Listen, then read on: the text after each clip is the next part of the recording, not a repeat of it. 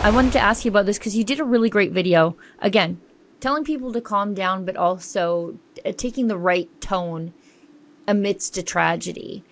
Right now we see, as is always the case with any sort of wildfire, that the left is using the graves of the people who have died and the people who have suffered loss and tragedy to push their climate change agenda. And again, fires in Hawaii, just like the fires in Alberta, like the fires in BC, like the fires in Quebec, the left is telling us that these are caused by climate change. So tell us what you found when you looked into the issue.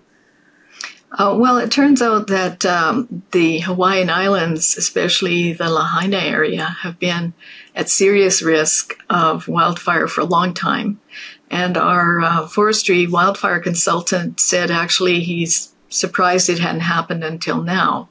And one thing that's happened is the islands used to have a lot of sugarcane and pineapple plantations. So these were all irrigated and tended. And over time, that industry has shut down. I think it's gone from about 80% to about 45% land use now or something like that.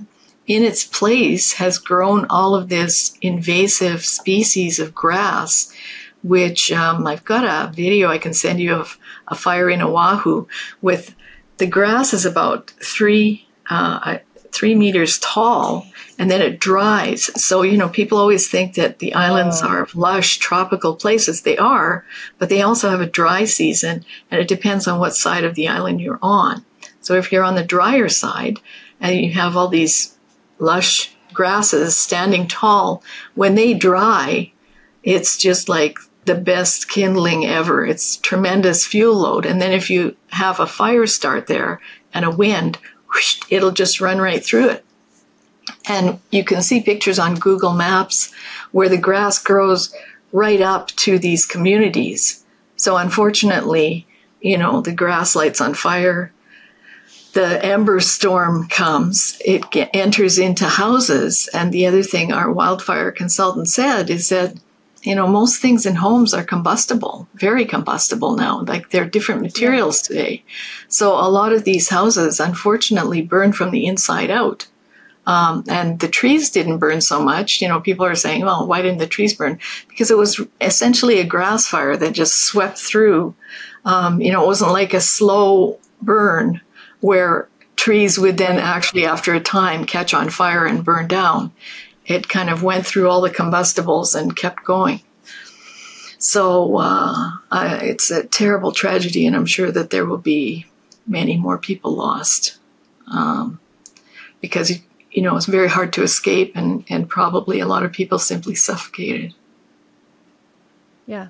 I mean, anybody who lives on the prairies knows just how fast a grass fire can move. I mean, it is so fast. It's almost as though you can't get out of the way of it. And that seems to be sort of what happened in Hawaii. And it's just terrible, especially if you're unaccustomed to experiencing that. Grass fires are a thing that happens on the prairies all the time. A spark from a train can cause a grass fire that can burn for days and days. A cigarette butt out the window. If you live in an area that has been a grass fire waiting to happen, but it hasn't happened yet, you really don't know what to do when it does. And you can look at our presentation, which is on YouTube, and I will also post the PowerPoint on our blog. But you can see that for a long time, the wildfire people in Hawaii have been assessing the potential risks and dealing with other wildfires. There have been many other wildfires, but not combined with this kind of wind. So just a tremendous tragedy all around. Oh, hey, what you just saw there is a clip from my weekly full-length show, The Gun Show. It airs on Wednesday, but this is the internet. You can watch it whenever you feel like. You just have to become a subscriber to our paywalled premium content. Just go to rebelnewsplus.com to become a member today.